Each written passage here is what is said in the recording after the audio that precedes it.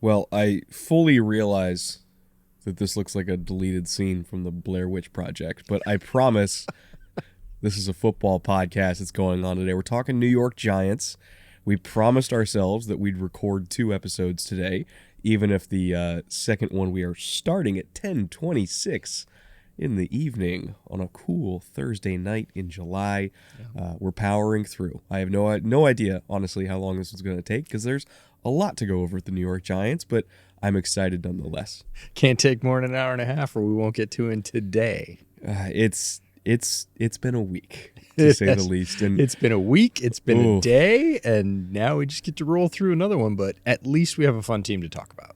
Yes, and honestly, me getting sick and then all the internet issues we had and the constant needing to drive a half an hour to go to a public library to upload assets to our editors and, the flight delays and everything that's gone wrong this week kind of worked in our favor because if none of that happened, then we would have recorded the Giants episode before the Saquon drama, quote-unquote drama, resolved itself with his new deal, before Andrew Thomas got his deal, before training camp opened and we got, some solid looks at the rookies. Like, there's a lot that's happened in Giants land that luckily we now get to talk about. Yeah, it all gets packed into this episode, so we should probably get rolling, get through this, and make our midnight cutoff. Jay, Autumn, Anthony, please roll the intro.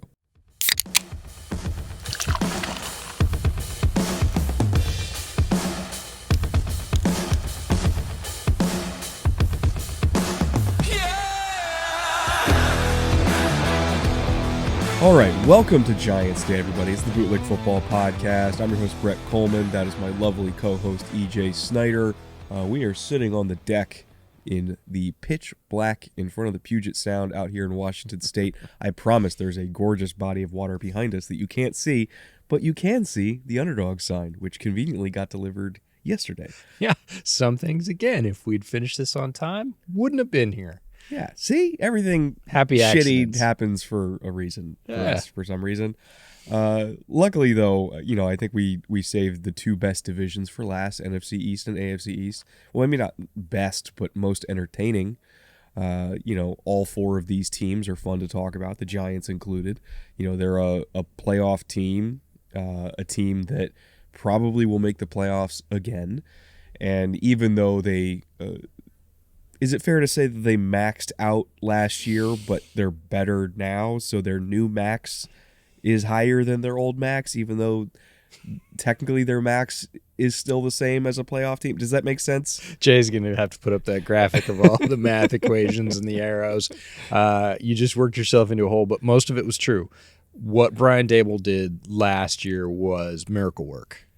Nobody expected that the Giants would be as tough and as competitive down the stretch. They thought that they would give some people some games and that they would improve, which they did, but not to that level. He was still trying to make a platinum result with tinfoil ingredients in a lot of areas, and he did really damn well. He had this team playing and playing hard, and again, they played their way into the postseason and won.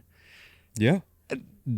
Again, if you'd taken odds on that at the beginning of the season? Depends. Odds on beating the Vikings in the playoffs versus odds on winning a playoff game are 2 very different things because everybody saw the winning as the Vikings coming a mile away.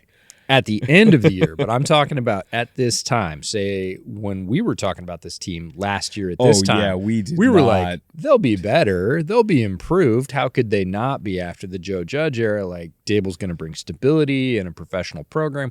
They're going to tick off a few more wins. It's a building year, but they still need a lot of pieces. Temper your expectations. And by mid-year, they were giving everybody a game, had stacked a good number of wins, and people started to say, it was the Jim Mora thing, playoffs? Like, playoffs? Like, maybe. And then they made it. And, they made it to the divisional round. God, Brett, words. Words. And, they unfortunately got spanked, but I think that was just... It was an accurate representation of where they were, which was, hey, they're well coached and talented enough to get to the dance, but they weren't talented enough to win all the way. Philly obviously was. They made it to the Super Bowl. They were one of the most talented teams in the league. Mm-hmm. But it was a stepping stone year of like, hey, we're respectable. We're a real football team. We got a bunch of dudes. We're just like a year or two away from being where Philly is right now. And I think that this past offseason, they took another step. And again, are they an NFC championship favorite for me? No, but I still think they're going to make the playoffs. I still think they're at least going to make the divisional round because they do have a lot of good pieces and they have a great coaching staff. And I think the Giants fans should be happy with that. Like, they are just progressing year by year, just like Philly did, right? Philly started out where it's like we're just moving this year by year until now Super Bowl's the expectation. Yeah, Giants are probably going to be there in a couple years. Feels to me like they skipped a step last year. I was expecting them to take one, and it felt like they took two.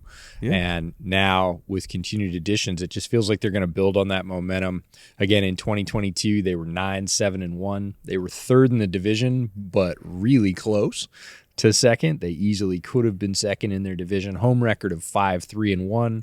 Road record of 4-4. Last 5 games, stumbled a little bit down the stretch, 2-3. I would expect that to at least turn around to sort of 3-2 or maybe even 4-1 this year and have them finish a little bit stronger. But again, I think we expected them to take, half that much of a leap, and they took the whole damn thing in 1 year. So again, tons of credit to Dable and that staff that we did pump up a little bit in this podcast last year. We were excited about the team he had assembled and that it wasn't all from his tree or his discipline or people he'd coached with. He was looking to assemble different points of view, and that paid off for them down the stretch. They were a very creative team.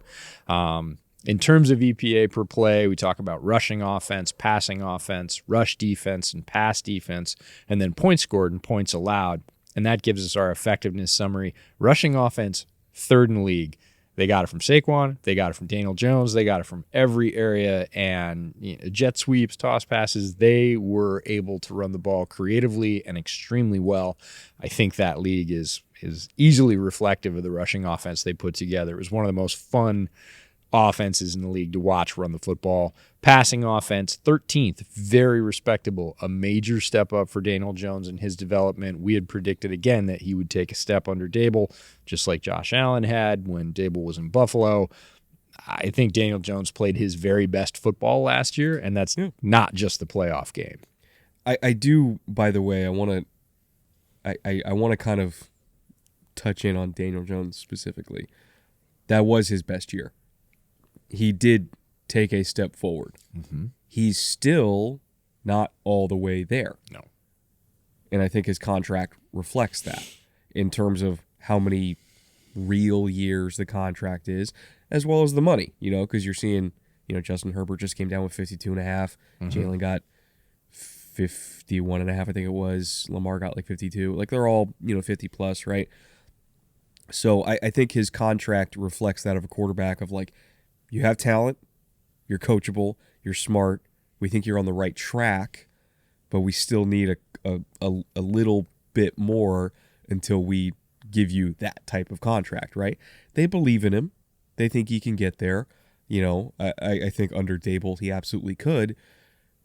But I push back on the narrative that like he's in that same category as those guys. He's not, but I also think that he is ascending, and I think both things can be true. And when it comes to Giants fans, they always get on me for being quote unquote anti-Daniel Jones, and it's like, I'm not anti-Daniel Jones. Like, I'm just being realistic about where he is in the quarterback ecosystem here.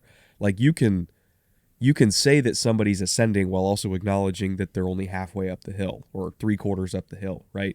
Doesn't mean that he's not going to get all the way there. It's just let's not pretend that he's all the way there yet. Like, he's fine for now. Mm-hmm. We give him, some better pass catching targets, which he has now. Like, the receiving core actually is fucking deep now. Yeah. We got Darren Waller there. Like, Saquon's a great receiver. So it's like, okay, we improved the protection. We improved the weapons over the last 2 off seasons. Got him a better coach over the last 2 off seasons. Now the real evaluation begins. We wish the real evaluation wasn't costing, $40+ million a year, but it is what it is. Now they can really see what they have here. And I think that there is a legitimate shot that he is the long-term answer. But I also think the contract they gave him reflects that even they're not entirely sure yet. I think we've been honest about Daniel Jones all the way along. We were honest about how we felt about him coming out. We were honest about how he played in the early years with the Giants. Again, not all his fault. He didn't get all the support he needed either from the coaching side or the roster side, but he didn't play great either. He played okay, and we said he's okay, but he's not all that. He certainly hasn't reached the top of his potential. When Dable came on as coach, we said we don't think he's done. We think he can take another step. He took a step, and you're right. They said, we're going to acknowledge that you took a step, that we believe you can lead the football team, and that we want to see more out of you. So I think we've been realistic with Daniel Jones all the way along, and we're realistic now in saying he's playing his best football. He's not done getting better yet, and we'll see where the ceiling is. Yeah, I don't know. I think there's room for nuance when talking about football, folks. Like, it's perfectly fine to have a nuanced opinion about a very controversial quarterback. It is tough to find nuance these days, but you're right.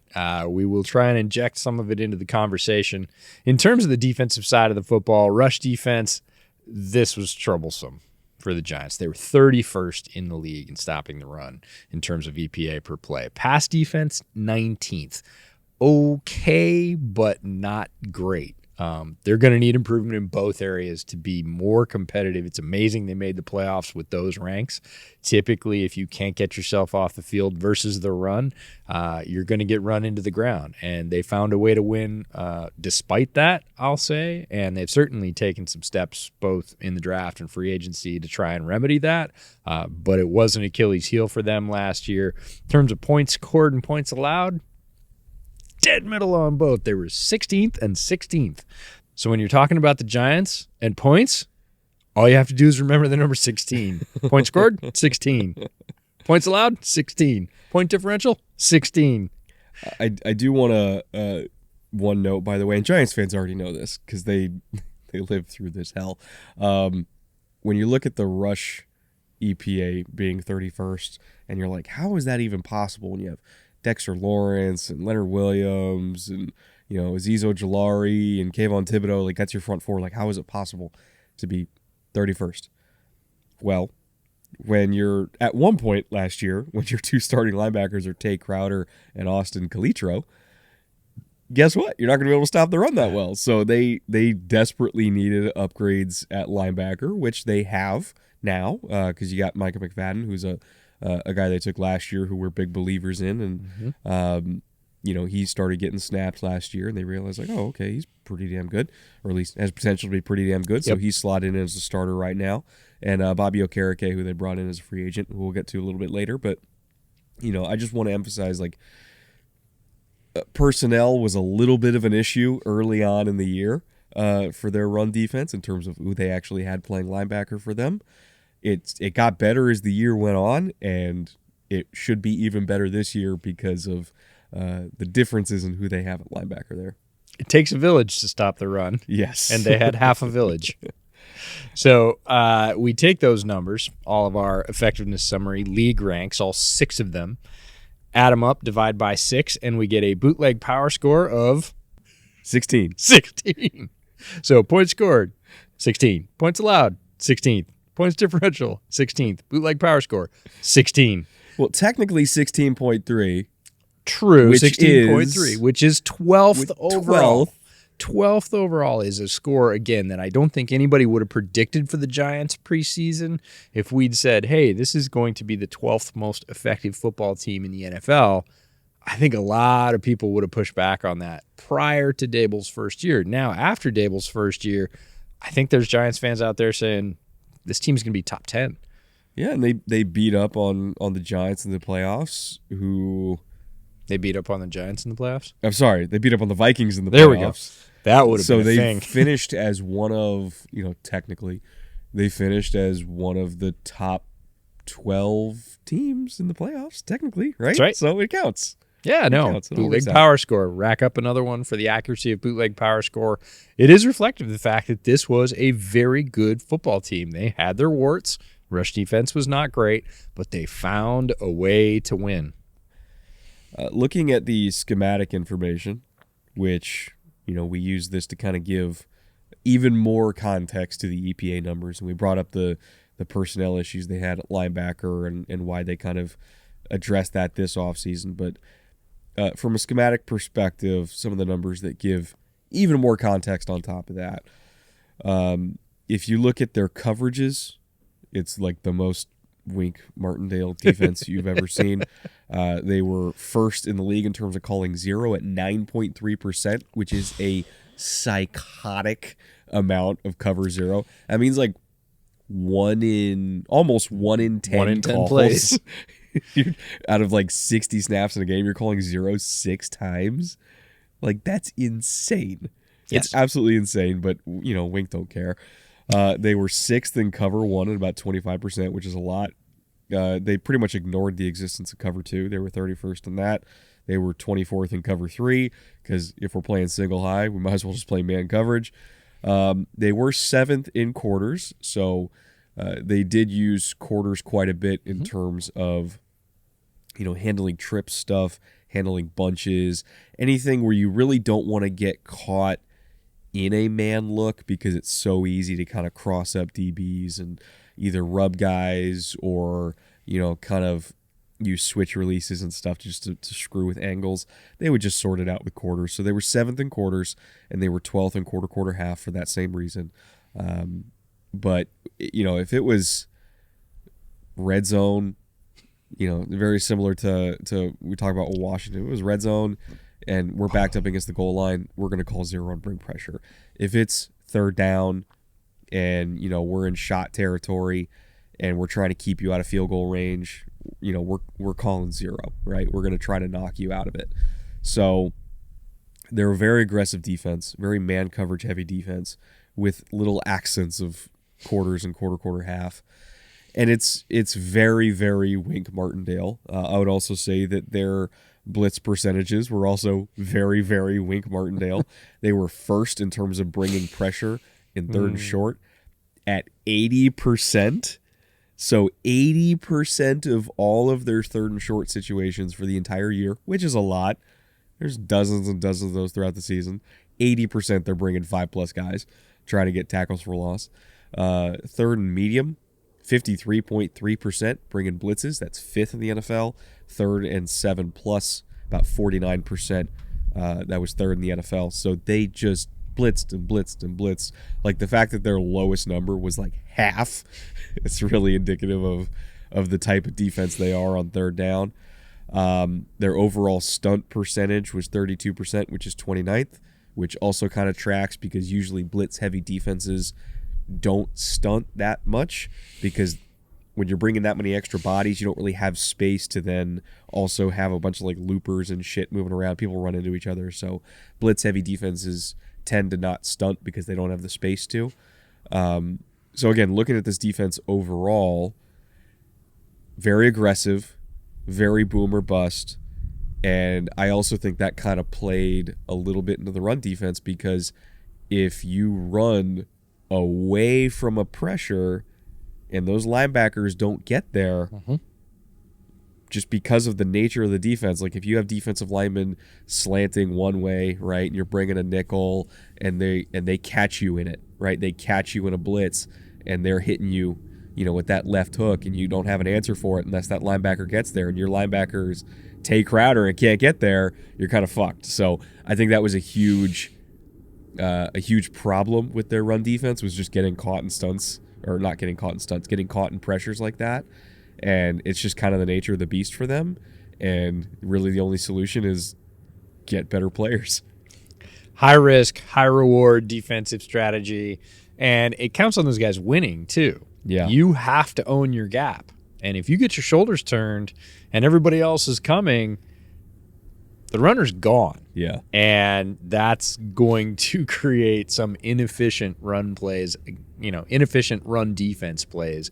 And that happened for the Giants. And it was very much live by the sword and die by the sword. And they did both. Frequently. Looking at their offensive stats, this one's definitely going to require a lot of context, because how things are charted can vary depending on who's doing the charting and how they see a certain concept, right? So something I found interesting, just because I did a deep dive into how this run game works myself, right? I did a film room episode on it, talking about a lot of the adjustments they made in their outside zone scheme and how they used, kind of fold blocks, and which is, think of it like a mini pull, right? In terms of being able to cut a defense in half with outside zone. And they call it outside zone quite a bit, much to my surprise when I get to the numbers, and it's like, oh, it's a 10% outside zone team. It's 30th in the league, but they're first in pin and pull. And I was like, wait a minute, that also doesn't seem totally accurate. Like, they did call a bunch of, like G lead. They called a bunch of like crack toss, that type of stuff. But I have a suspicion that a lot of their outside zone calls got charted as a pin and pull because of how they block it with their guard and center front side, where the guard will like pin the nose and the center will wrap around that guard and get front side on it. So it's still outside zone, but they're basically just giving their guys the best possible angles to run it. And so it looks like a pin and pull scheme, kind of, but it's really outside zone. It's just a different way of running outside zone. And we see that around the league. It's not like a new thing, but like the Giants really heavily leaned into it. So I just think a lot of their outside zone calls maybe got charted differently than I would have charted it. So just kind of take it with a little bit of a grain of salt. But again, not that big of a deal. Very nerdy. I was going to say nerdy point here. We are straight deep in the weeds, straight into the esoteric weeds on run games. A lot of people shut off this episode like, "What the fuck is this guy talking about?" But I had him right up until he started talking about folds. But just again, I wouldn't be myself if I didn't point that out. True. Inside zone, they were 6th. Which, considering how much they were in the gun and, how much zone read type stuff they were doing with Daniel Jones to make use of his legs, which, like, the vast majority of read type plays are inside zone. So, again, that kind of checked out. They were 21st in duo. They were 14th in power, which I think, I'm trying to remember the game it was where they ran power with Saquon it was like 8 times in a row, something like that. I feel like that game alone probably pumped those numbers up a little bit. It was fucking hilarious, though. Straight gut check. And we've said this several times, even in this series, that offensive play callers are psychopaths, and if they find a weakness, all they're going to do is drive the knife into it. It was literally every play for like a whole drive, and they couldn't stop it. No, I got to find which game that was. They just kept rolling it and challenging the other team to come up and shut them down, and they weren't able to, so they just ran it back, and it was savage. They were also 22nd in counter. They were 6th in draw, and like I mentioned, they were first, quote unquote, in pin and pull. So pretty diverse run game here, but obviously with some staples that they leaned on more than others, like inside zone and a lot of the pin and pull / outside zone family. I would imagine we're gonna still see a lot of that this year. Because Saquon's back, so you can. And Daniel Jones is back, so you can. And, don't fix what ain't broke. You were 3rd in rushing EPA last year. Just do all that and more. Coaching staff is the same. What you talk about in terms of personnel, largely the same, with one major change from the draft, which should make it even better. So I would expect to see a lot of that with some more wrinkles. I think one of the things is that we will see is a very similar distribution that might be disguised different ways. Different alignments to bring the same things, same types of runs from different looks, because they have a very capable piece that they've added on the offensive line when it comes to these kind of runs, and I have a feeling they're going to want to use their new toy. Well, I wanted to save that for the draft section, but I feel like now is actually kind of an appropriate time to bring it up because I mentioned, the outside zone versus pin and pull stuff, how they ran outside zone where, let's say we have the nose shade to the front side and we're not 100% sure that our center can win that by himself. So we're just going to pin it with the guard, fold the center around, not play games with it. We're just pinning and we're pulling, right? If you have John Michael Schmitz, who was the best zone blocker in this class because of his absolutely absurd quickness, his torque, his play strength, I don't want to say he's Creed Humphrey 2.0, but they had very similar grades for me coming out, right? And he's just an absolute badass. And I think getting him means that you don't have to run outside zone that way. You can. Sure. He could still be an absolute monster if you're just letting him go free and pull and find some linebacker in open space so he can kill him. But you don't necessarily have to. So you can run that same concept against a variety of fronts, but also run it a variety of ways against the same front. So you're not entirely sure what's coming as a defensive lineman.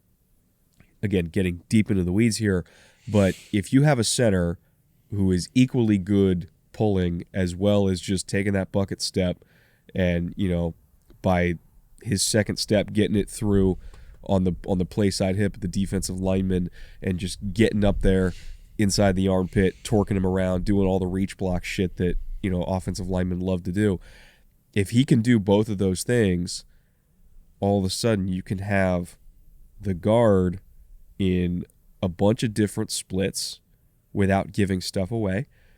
You can have their depths. You're playing around with depths without giving stuff away. You can do it from different formations without giving stuff away. You can do it from different motions without giving stuff away. Like all the little things that defensive linemen look at when they're cluing in on what concept are they running here? What block should I be looking for off the snap so I can read it and react and do my technique? If in his head he's like, that guard is 4 inches wider than he should be. What's going on here?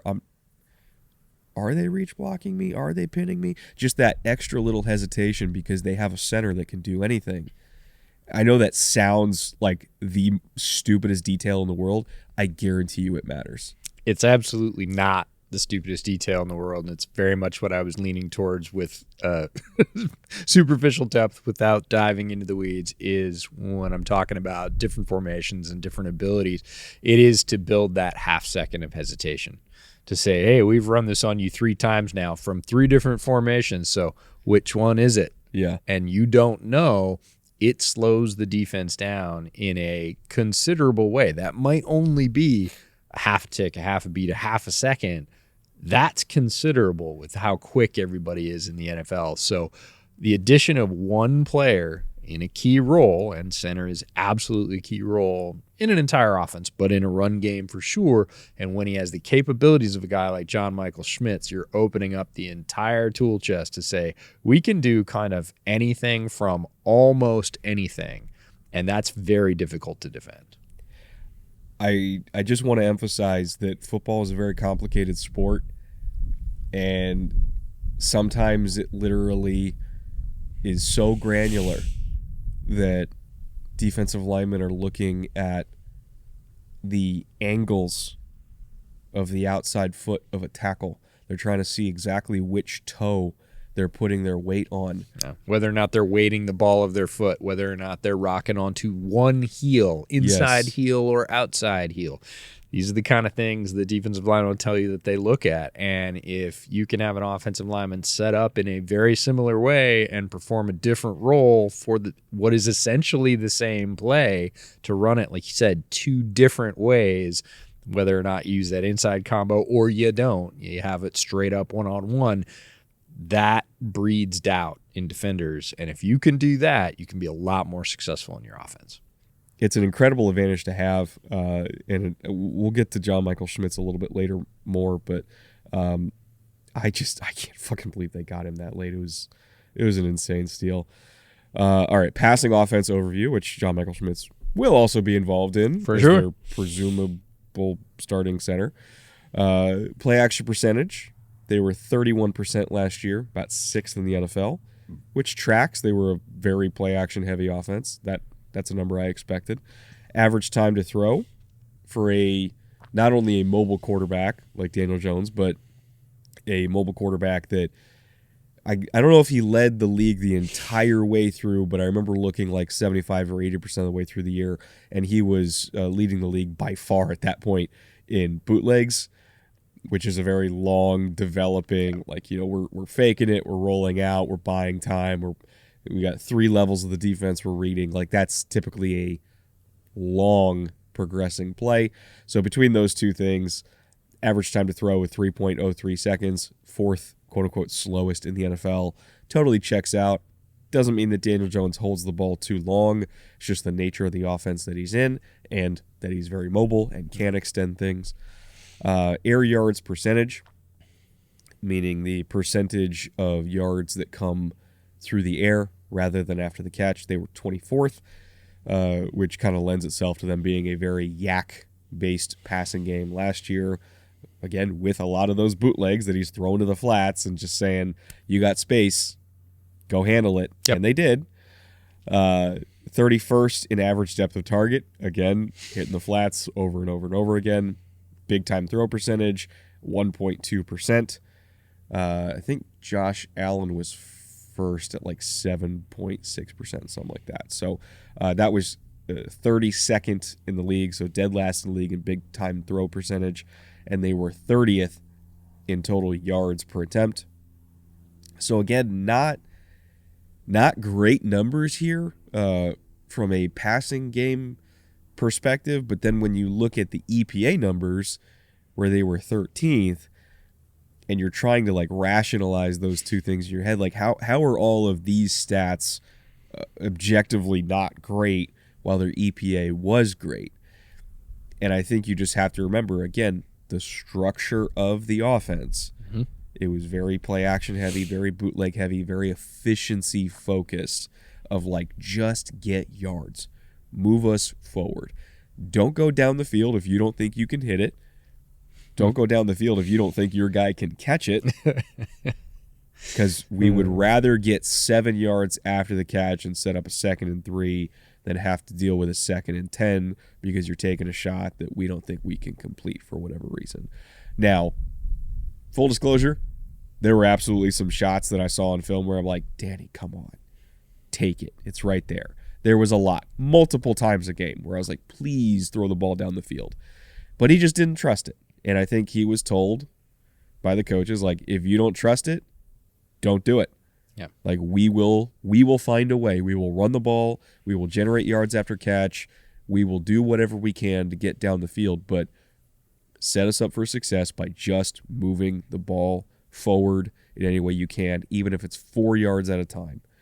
And that's what he did. So we hope that with a better stable of weapons this year and ideally better pass protection this year, that he will trust it more and he will let it rip.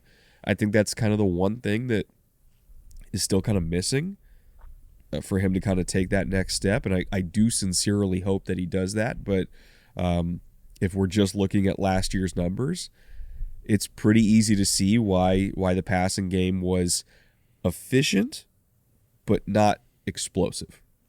He did what he was told. He was told to do this, and he did it well. And they said, do this, trust us, believe us, and we will build off of this.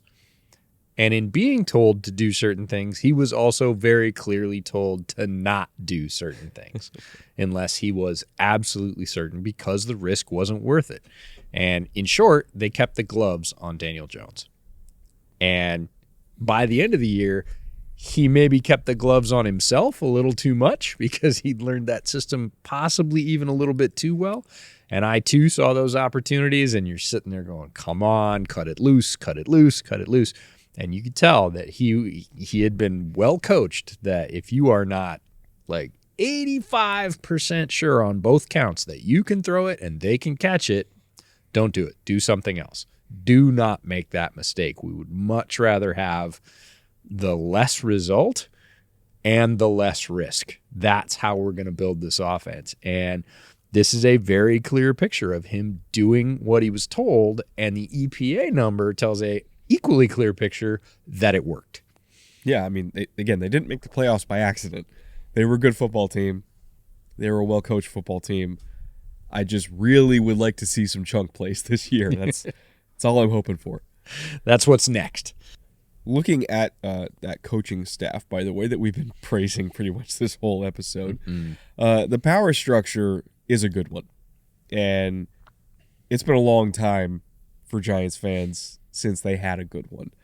And we knew going into last year, we felt pretty good about it.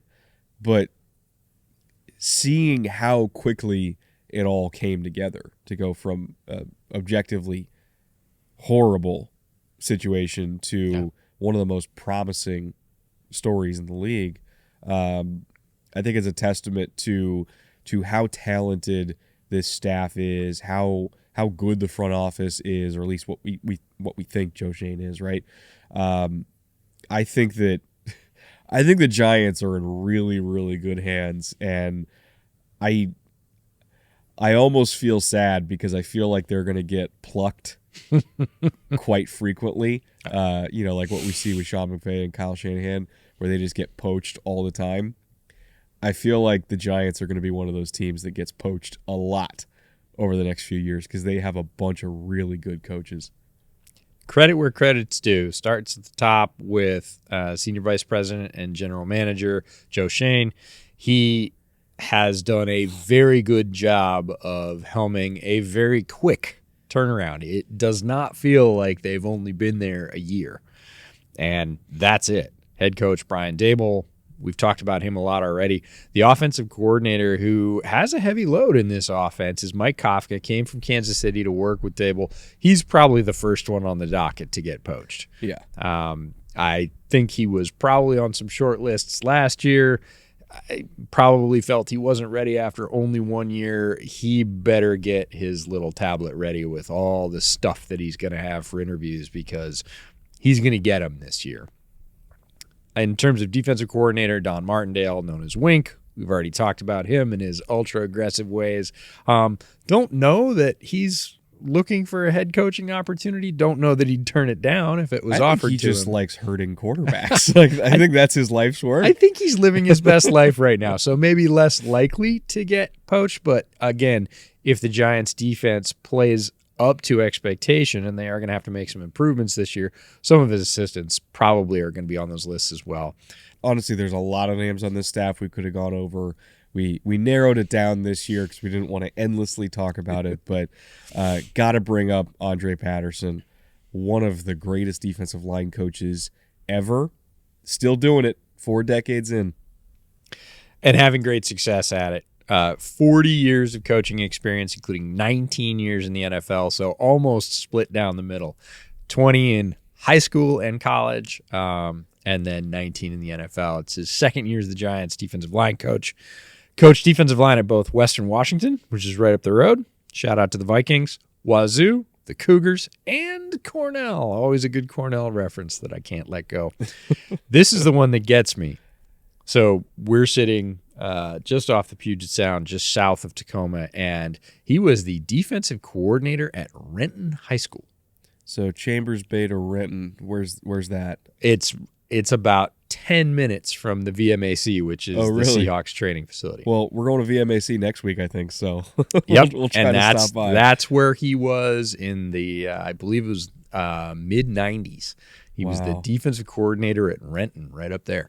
So very cool journey for Andre Patterson. And Jerome Henderson's the defensive backs coach, 17 years as an NFL coach, 4 with the Giants as their DB coach. So again, another guy that was retained in the Daboll transition. He was selected Henderson was in the 91 draft by the Patriots, played 8 years in the NFL, played in 2 Super Bowls. So that's the defensive and special team side. On the offensive side, Shea Tierney, the quarterback's coach, first year working with Daniel Jones. Andy Bischoff is the tight ends coach. Lot of eyes on Bischoff to see if he can help Darren Waller get back to his previous heights. We know what Waller has as a player, but it's about integrating him as a contributor into this, I would say, very disciplined offense.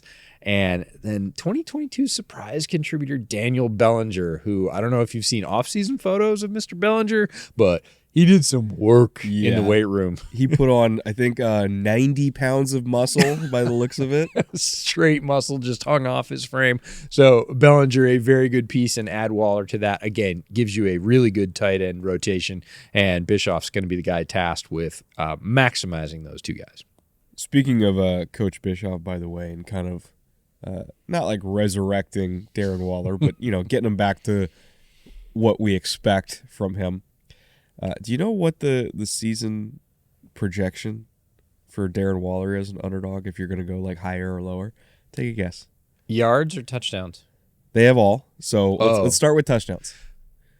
Touchdowns. 5? 4.5. Okay. Would you go over?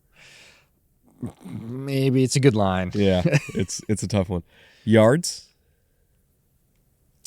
675. 750. Okay. Just on balance, I think I might go under. Is he fully capable physically of going off and going over? He could, but I think they might be striving for a little more balance. So I might go under on that one. Receptions? 50. 60.5. Okay. So it's a generous grouping for him. Yeah, I think they're kind of expecting him to be the top target there. Yeah, it feels like it, and it's not that I'm fading Waller. I really like Darren Waller as a player, and I think it's a good situation for him to rebound to those previous heights that we've seen. I just think it's going to be more balanced. They might not be leaning on him as the alpha. We'll have to see how it, because they don't have to. Yeah. And we'll have to see how it plays out. So no shade towards Waller. I really like the player. I just think the usage in this system might be a hair under that, a shade under that. I think the value, and I mean, if I'm value hunting for this offense, season-long yardage total for Isaiah Hodgins is 425. Oh, that feels low.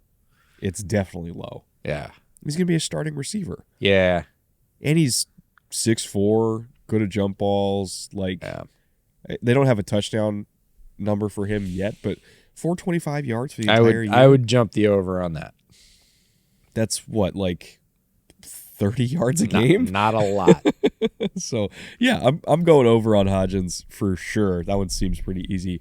Saquon, for the record, is 7.5 rushing touchdowns for the season, which, if he stays healthy, is probably yes. Feels like I could go over on that, even with the distribution, because they will lean on him with this run game and being creative in the red zone, and he's good at it. And then rushing yards. What do you think the rushing yards is? 1250. 975.5.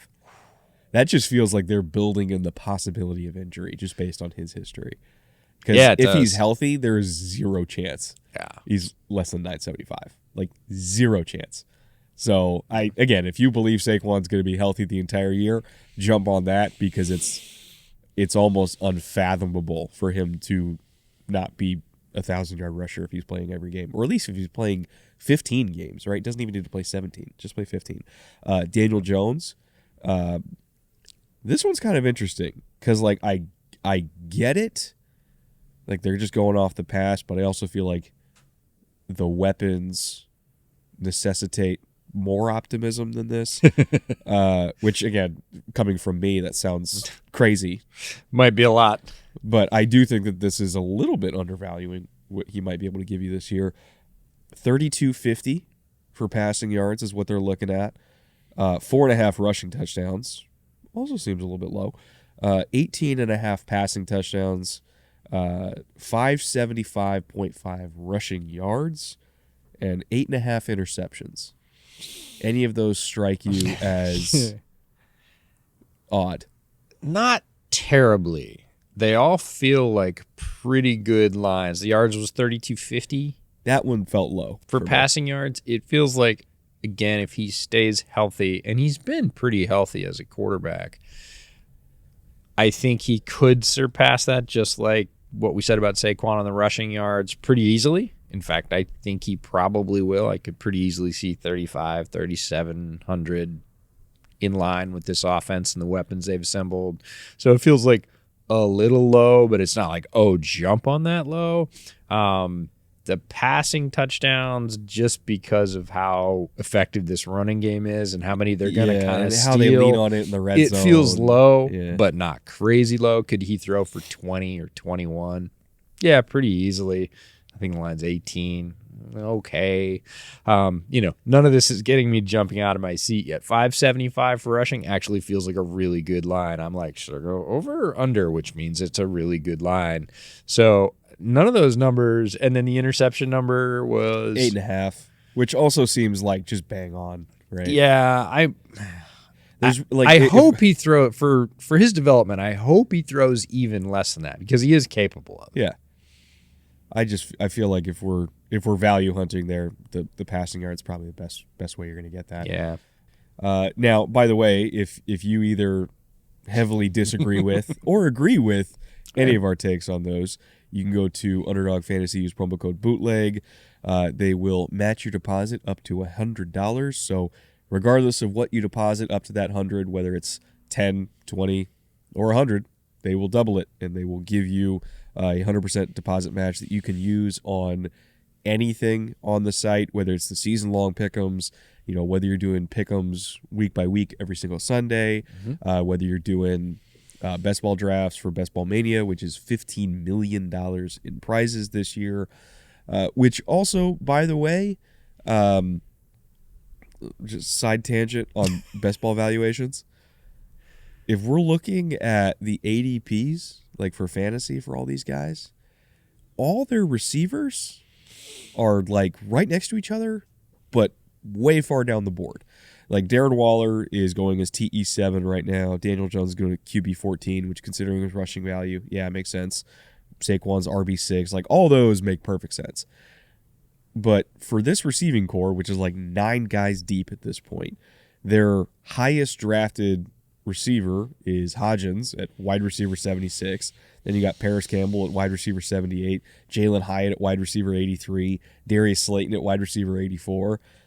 This feels kind of similar to the Texans, where everybody's like, okay, they have a lot of names, but we don't know which one is going to shake out and be the guy, so we're just not going to draft any of them. And I feel like pretty much every single Giants passing target other than Darren Waller is just not getting drafted right now because people can't figure out who the guy is. If Underdog really loved me, and they do really love me, and let me make a line, I would make a line for Darius Slayton being valued under Jalen Hyatt is wrong. At least as a rookie. I'm just like, will Darius Slayton finish with more yards than Jalen Hyatt this year? I will take it. Yes, he will. Maybe it's just because of I know that Brian Daboll loves speed, and I know he knows how to use speed. You look at how he deployed Isaiah McKenzie and Diggs and everything in Buffalo, and the concepts that I know that he likes to run when he gets dudes that can run 4.4 or better. I actually do think that Jalen Hyatt might outproduce Slayton. He could. I hope he does. I mean, mostly for Joe Shane's sake and the fact that I was a Jalen Hyatt stan.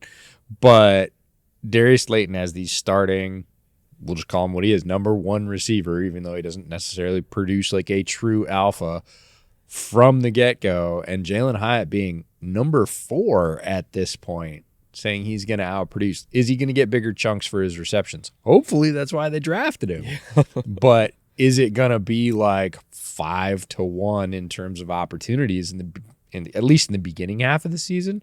Probably. I will say this. If Jalen Hyatt is starting immediately and he's getting a big target share immediately, it's because they think he's really damn good. Yeah. Which is a win for the Giants because absolutely, That's what they desperately need. Is they need a single wide receiver that they can point to and say, please go make a play for us.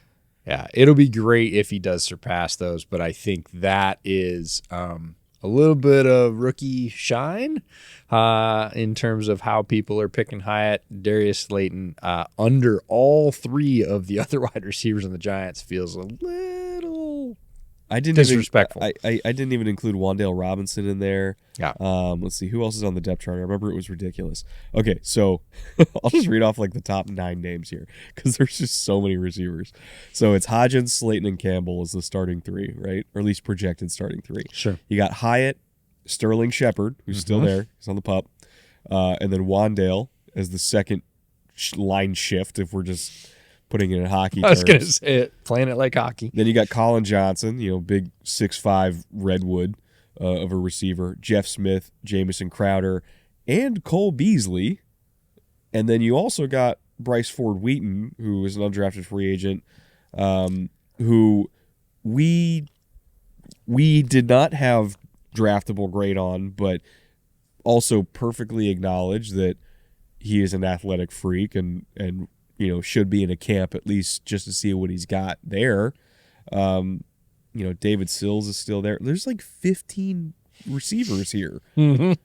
They're only going to keep 5 or 6. Yeah, they're gonna put them on the field and let the GM sort them out, I guess, in terms of who they think can really contribute. And then they're probably going to have 3 or 4 stashed on the practice squad, probably guys with special teams value, but I bet they keep one project in terms of this is a guy we want to throw fade balls to next year and see if they can't stash him because they certainly have the raw materials to do it.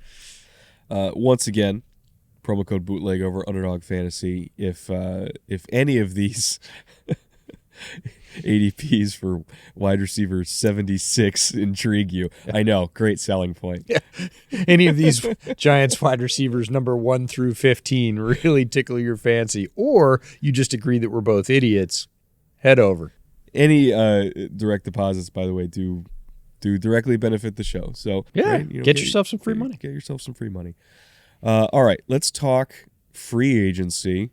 I don't want to say addition by subtraction because that feels mean. But at the same time, there were some contracts that the Giants have relieved themselves of this past offseason, which I feel like have gotten them out of some significant salary binds, especially looking at last offseason where they had no money. Yeah. And that was also part of the reason why we had no expectations for them. We're like, they're up against it and they already don't have good players. They were finally able to get out from under some of those bad contracts that were weighing them down, and now they have a little bit more wiggle room to work with and also better talent to work with. And one of the reasons why the job that Joe Shane's done is so admirable is because if you go back to this podcast last year, we were saying, well, they're not going to make a ton of moves even though they need to because they can't. Yeah. And they still came out and were really good. But lots of names moving on who have helped the Giants in the past. Kenny Golladay, lots of Giants fans will argue that he didn't help a lot, but he moves on.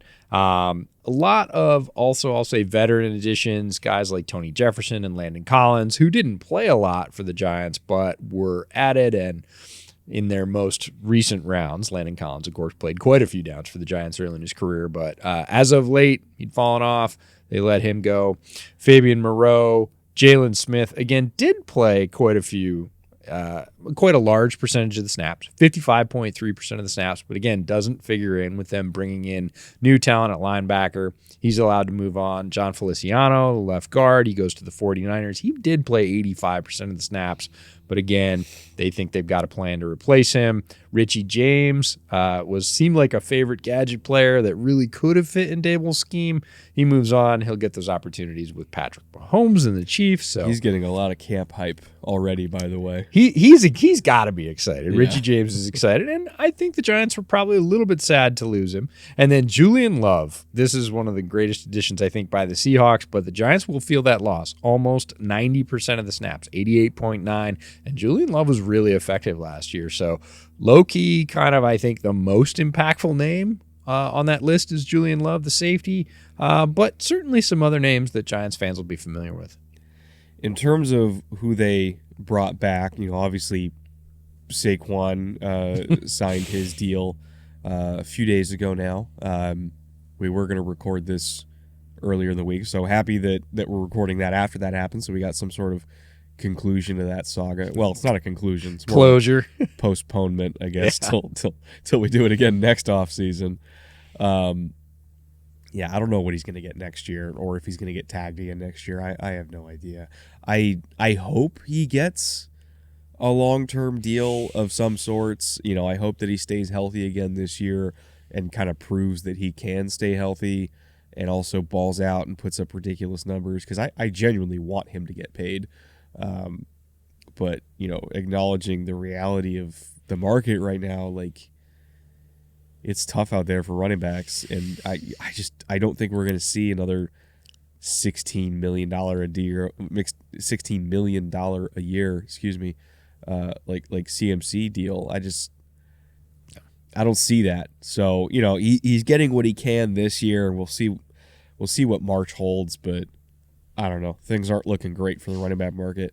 Also, Daniel Jones, $40 million a year, got big-ish money by modern quarterback standards, which, again, if we're looking at the structure of the deal, it's really more of like a 1 or 2 year. It's a we believe mostly. It's a we believe mostly. It's if you are what we think you can be, then this is going to turn into something a hell of a lot more lucrative anyway. So who cares? And in the meantime, if you're producing like we think you can, and we're paying 80% of the going rate rather than 100% of the going rate, that works for us. You'll make it up on the back end by making $60 million a year in a couple years anyway. And then Dexter Lawrence, this was another biggie, $22.5 million for Big Dex. In terms of like nose tackles that generate pressure, he's literally in his own category. That's right. Relative to every other nose in the league by a factor of 5. I was going to say like 7 or 8. Yeah. Like if you look at the amount of pressures he generates, it's like 3 technique level pressures or more, but from a guy who lines up at 0. Yeah. Like it's actually outrageous how effective he is as a pass rusher and also as a run defender too. But like we're not used to seeing somebody who's built like Vince Wilfork that can get, pressure to the same level of like a Jeff Simmons, right? But he's it. Like he is a truly abnormal defensive tackle, and locking him up long term was imperative. Special player. They also locked up Jihad Ward, gave him another deal for 1 year. Darius Slayton comes back, gets $6 million, which again is real mid money for the wide receiver market, especially for ostensibly your number one starting wide receiver. And can't finish the list without talking about Ox, my guy, O'Shane's menace, the edge. I liked him coming out. They give him more of a prove-it deal, $1.1 million, but he has played what I think is hard and well for them. Gets to come back and do it again. Just a shout out to Ox. In terms of third-party additions, again, they were not shy about spending this offseason because they actually could. Yeah. Rakeem Nunez-Roches, they brought in from the Bucs at a reasonable $4 million deal. Mm-hmm. Always been a good run stopper with them. Should continue that tradition in New York. And again, I think they'll take whatever help they can get for stopping the run this year, because it was such a problem for them last year. Even though, again, I don't think it was the defensive line's fault. I think it was more the linebackers' fault. But, whatever. If you got a good run-stopping defensive tackle, can't hurt. Paris Campbell, they brought in for $4.7 from the Colts to probably be their wide receiver 3. Mm-hmm. Especially while they get some of the young guys going. But, right. Paris is your wide receiver 3 at 4.7, given the current receiver market. It's the just enough contract. It's not going to keep them from sliding a rookie in if he starts playing well, because we gave Paris all that money, less than $5 million. Like, play well for now, try and keep your head above the rookies. If you can't, it's a good thing because our draft picks get to play. And we feel good about it, right? Yeah. Like it's not too much, it's not too little. Yeah. It's just fine. Bobby Okereke, $10 million, which, you know, by linebacker standards is a pretty good chunk of change. For sure. You know, he was considered by many to be one of the top linebackers in the market, and he got paid like it. You know, in terms of skill sets that he brings to the Giants, first thing that comes to mind is coverage. You know, he is one of the more instinctive zone defending coverage linebackers out there, at least young ones. Also, rangy against the run, you know, really good at block shedding, like kind of just a do-it-all young linebacker. But again, somebody who, in particular, if we're talking about needing a linebacker who can cover, who can patrol the middle of the field, you know, who can, you know, get ball production, all that kind of stuff. Like, they didn't really have that, and now they do. They've had a shortage of playmaking linebackers. They've had a lot of guys that were good at a role, played within themselves and within the system, but weren't playmaking linebackers. And Okereke feels like he's a guy that has been both very productive, very solid, but feels poised to sort of crack that open for them and give them an element in their defense that they've been lacking. And they paid him like that. Also brought in Bobby McCain, safety from the Commanders, for a pretty reasonable $1.3 million number. Amani Oruwariye, they brought in from the Lions for $1.2 million. Darren Waller, $17 million. So again, you know, top end tight end money, you know, from that trade with the Raiders. Ashawn Robinson, $5 million from the Rams. So, you know, Waller obviously the most expensive third-party addition by any method, whether it's trade or free agency signing. But also, if Darren Waller is still Darren Waller, probably worth it, because you got Cole Kmet out here making 12.5, where Darren Waller at the height of his powers was basically 2 Cole Kmets. So, you know, as long as he stays healthy and he's still just an absolute seam ripper, yeah, $17 million for that, totally go with it. And Ashawn, I really like his addition from the Rams, because when you bring in the heavy package down by the goal line and you pack it in, he has always been a very solid run-stopping end. He is a guy that can set that edge all by himself. You don't need to give him help. He hasn't been as dynamic with pass rush. Not why they brought him in at $5 million. It is, again, to say, look, we're in a limited area. We need to stop the run. We're going to take those lighter, faster edges off the field that we have, and we are going to put you in and make sure to hold your ground, and Ashawn Robinson can do that. Moving on to the draft now, you know, because they weren't done adding talent after March. They still had April, and they had a really, really interesting draft. Wouldn't say it was like the strongest draft in the NFL. Definitely not the weakest. Like, if I had to rank all these drafts, I'd probably rank it. Our favorite number, 16. That's the Giants' favorite number. But the first 3 picks in particular, I thought were really, really strong. And, you know, for a typical draft, as long as half your guys hit, it's a successful draft. And I think there's a pretty good chance that their first 3, maybe even first 4 picks, which is half of them, are probably going to hit. So, you know, I'd say this was a successful draft overall. I'd go one better. I'd say their first 4 I really liked. And draft is funny because it happens sequentially over the course of 3 days, and you kind of lose track of classes that are getting put together, and you go back and do a little bit of research every night, and hey, what are they building over there? What do they got? Oh, that team hasn't done so well. And you know, and you looked at the Giants, you came back to the Giants. Round 1, pick 24, cornerback Deonte Banks out of Maryland. Very strong start. They needed a stud young corner. I think he fits the bill. He can play very well in Wink's system. He reminds me a lot of guys that Wink coached when he was in Baltimore. I love it. Hand in glove. Love the athlete. Love the fit. Love the potential. I thought it was a very good pick. Round 2, pick 57. He's still there. Center John Michael Schmitz from Minnesota. We've talked about him a lot A lot of people predicted he might even go at the end of the first round. He's still there almost at the end of the second. Giants profit. Round 3, pick 73, wide receiver Jalen Hyatt from Tennessee. Big, tall, fast, explosive guy I was extremely high on because I thought he was more than that. That's mainly what he showed in the offense at Tennessee. But he also showed really good timing on slants, the ability to hands catch in the middle, take a hit going into the end zone. Didn't do it a lot, but it was there if you went looking, and I think his ceiling is a lot higher than a lot of people gave him credit for. He was very much labeled or pigeonholed as a one-trick kind of pony. Coming out, I thought he was more.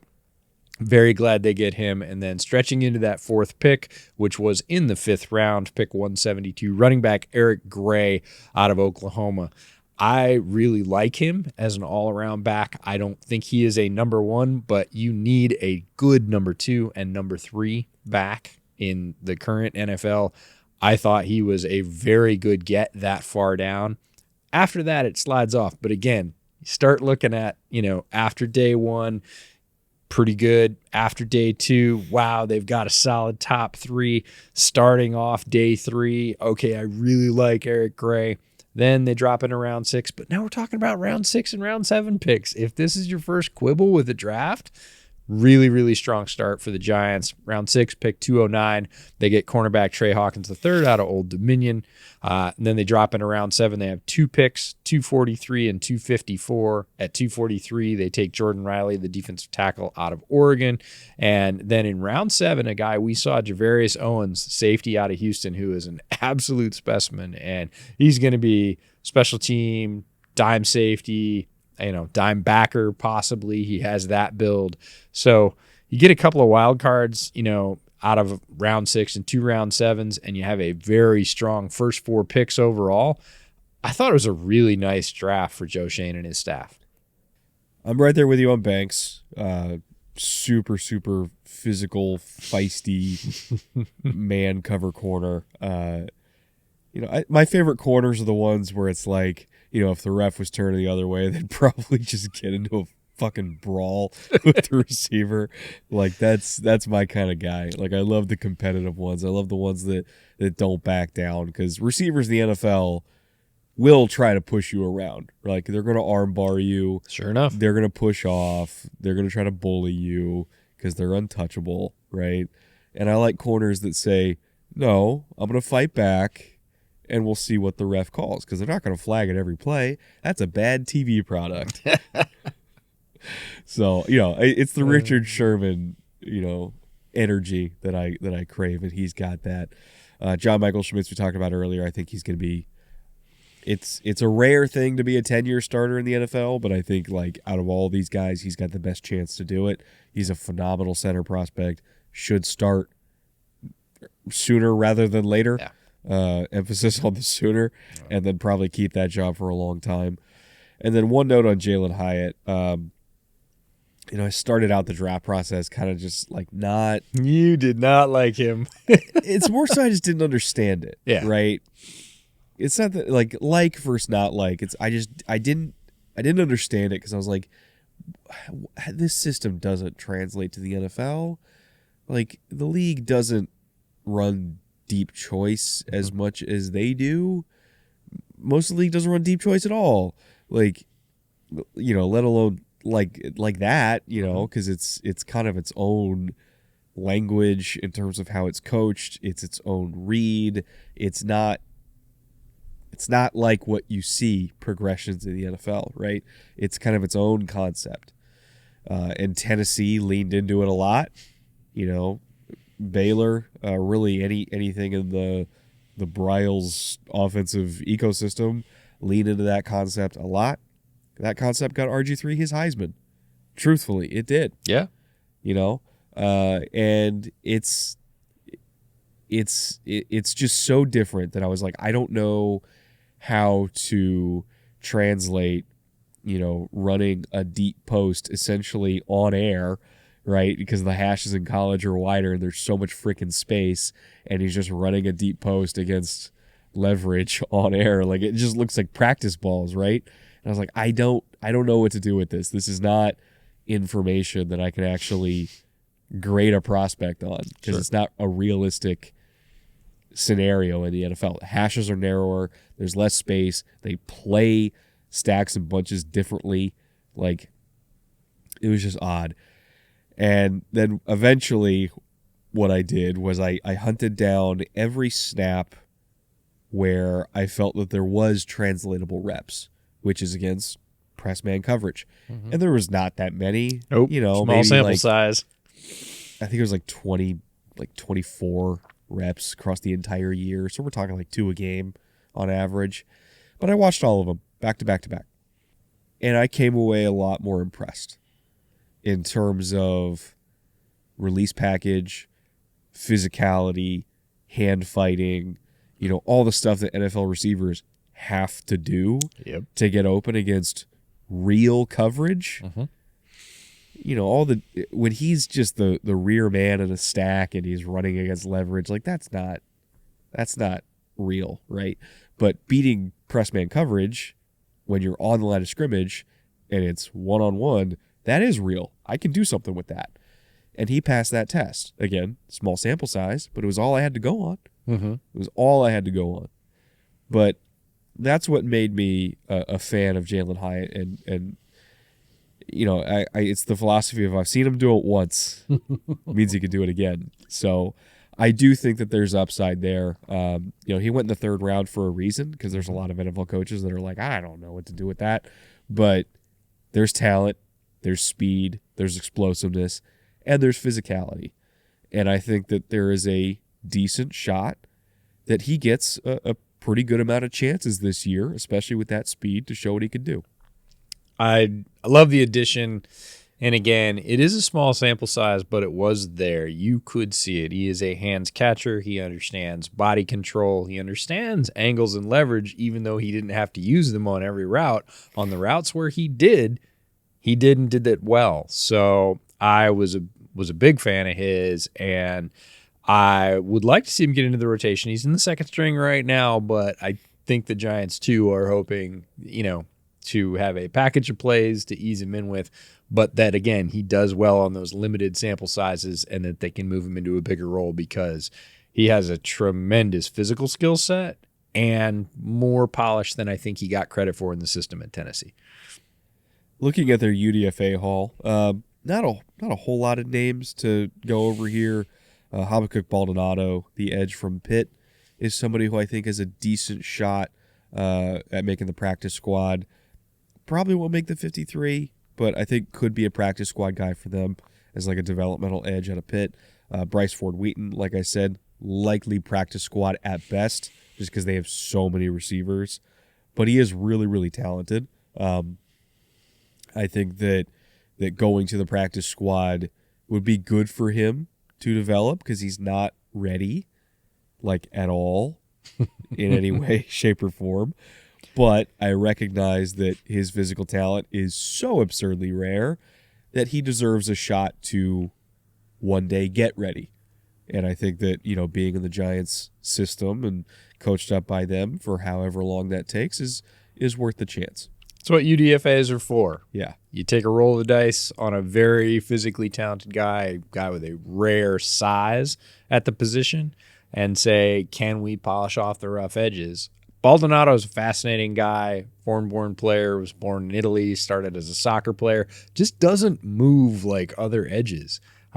Looks a lot of times like a dancer or some other kind of athlete besides a football player, but was really effective and gave some tackles who, again, are used to rushers rushing the same way some problems because he doesn't move like other rushers. So I think you're going to have a coach that thinks outside the box a little bit and understands him. Yes, you're going to have to add some more skills, what I'll call inside the box, but tremendous athlete with good size who just didn't play football until a little bit later in life, but has a really good skills package. And again, Giants have been good at developing defensive line talent of all types. They're not one of those defensive lines that, you know, only picks guys of one size and one shape. So it's a fun landing spot for him. And that, my friends, brings us to our last 2 segments of the night. All right, we got the report card, and then we got ceiling and floor. report card, if you remember, is 4 categories: front office, coaching, offensive talent, and defensive talent. And we're grading it on a very simple scale: up, down, or even, neutral, however you want to call it. And we're basically grading, where we think those 4 categories have gotten to this offseason relative to the end of last year. Front office, we're going up. They bit the contract bullet that they had to bite, and then they spent their money wisely this offseason.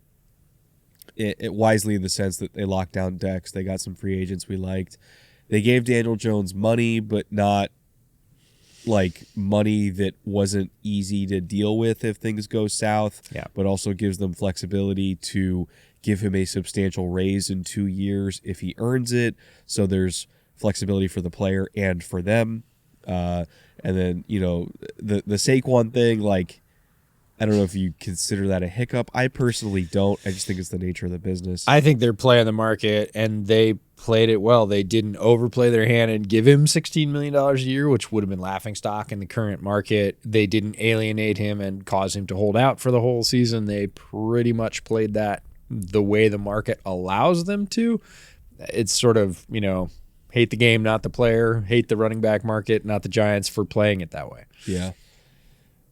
Coaching will go neutral. They didn't lose anybody. They were pretty damn good last year, and they're pretty damn good now. So, again, neutral is not a negative. That's just an acknowledgement that they were really damn good before, and they're still really damn good. Offensive talent is up. You're adding in a premium piece like Darren Waller. You're adding John Michael Schmitz. Potentially getting contributions from Hyatt. The receiving core, like we said, is 9 names deep now. So there's a bunch of different options there. Tight ends we like, running backs we like. Andrew Thomas is still Andrew Thomas. By the way, he got locked down. Forgot to mention that. So that sort of speaks to that front office up for me as well. You got Dex, you got Saquon, you got Daniel Jones, and then you lock down your tackle. That's good work by the front office. And Andrew Thomas earned that money, by the way. Yes, he did. His improvement from early in his rookie year to basically by the end of his second year was jaw-dropping. Advocates for patience from teams, not to make the determination too early in the first 6 or 8 games. Did we get something? Maybe. Give him a second. And they gave him a second, and he continued to work, and he absolutely earned it. Also, I think I saw it's not a stat, a note, that he had 5 offensive line coaches in his first 3 years, which is staggering to me. Not great for a young player typically to have to learn all the different verbiage and techniques and just what people like and don't like. Hey, the last guy told me to do this. I think it was Colombo was the first one, right? Yep. And Joe Judge fired him because Colombo was trying to change Thomas's set in the middle of his rookie year and changing how he would fire out of his stance, and which once something's committed to muscle memory, don't mess with it. It's like messing with a batter's swing halfway through an MLB career. Don't screw with it too much. He screwed with it. Thomas just couldn't do what Colombo was teaching. So then Joe Judge started coaching him up himself, and that's when he started improving, right? Because say what you want about Joe Judge, he actively helped fix Andrew Thomas, right? And then they just kind of kept building on that, and now, was it 3 years later or whatever, he's one of the premium left tackles in the league. So I just think that it's a lesson of, hey, you drafted this kid super high in the draft because he was really good at pass protecting. Yep. Let him pass protect the way he wants to pass protect. Settle in, find a way, and don't be too quick to pull out the hook. Right. We're still in the report card segment. That's right. Offense is up. Defensive talent also up. You bring it in Robinson, Nunez, Roches, Okereke, the rookies that we talked about, Deontay Banks. There's more defensive talent here than last year as well. So overall on the report card, it's up, neutral, up, and up. And this was a team that not only made the playoffs, but was knocking on the door of something even greater.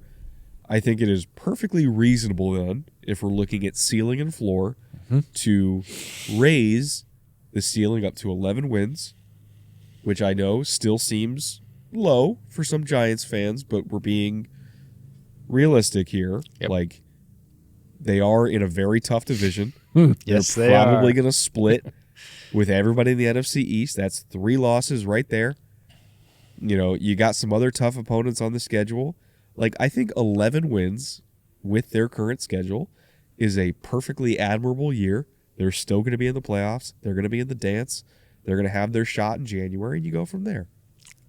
And should be a tougher out at that point if they have taken steps to fix their largest deficiencies, and they brought in $19 million worth of run-stopping talent to upgrade that, 31st overall run defense as per EPA.